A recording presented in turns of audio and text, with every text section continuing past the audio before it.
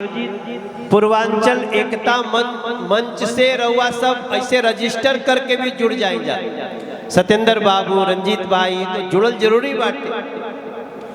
और खाली पूर्वांचल के ही नहीं, जे पूर्वांचल के भाव में खड़ा बाटे वो पूर्वांचलीय बाटे। तो आप सब लोगन के हमनी के तो नाना बनल बाड़े तो हमरा एगो सोहर याद आवता। यही है ना कि कितनी सुहावन सुंदर सूरत मनोहर मंगल मूरत हो। ए राजा जी, ए राजा जी, ऐसा लगता करेंट ये सोहर है। ए राजा जी, ए राजा जी, ए राजा जी, ए करे तारा आजा सूरत मूरत खूबसूरत। ए राजा जी कहना तारा आजा सूरत मूरत खूबसूरत। अब सोची एकरा से बड़ हमार भाग्य का हो सकेला। इतना बड़ा बड़ा सुपरस्टार हमरा संगे गावत पड़स, ताली बजाई कोई नहीं कर सके। ये हम लोगों का सौभाग्य है कि आपके साथ गाने का बड़प्पन बाटे तू लोग के बच्चों।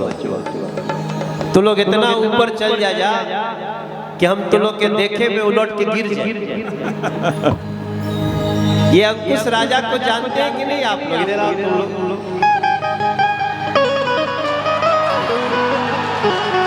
ये अंकुश, ई बड़े अंकुश, ठीक बोलते हैं ना?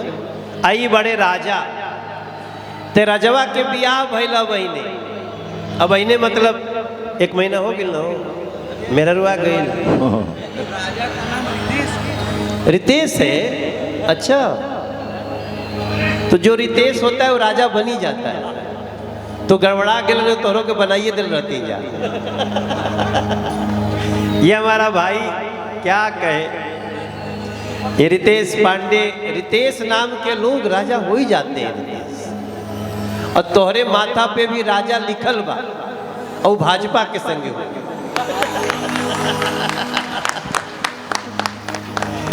सॉरी, हम मंच का दुरुपयोग नहीं करना चाहते। निर्मल भाई, जय श्री राम। जय श्री राम, जय श्री राम।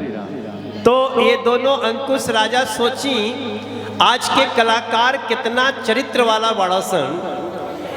ए राजा के बियाह भइल त अपने बियाह के संगे संगे 11 गरीब लड़किन के भी शादी अपने ही मंच में वही मड़वा में करैलस। जोरदार ताली बजाई जाएगो।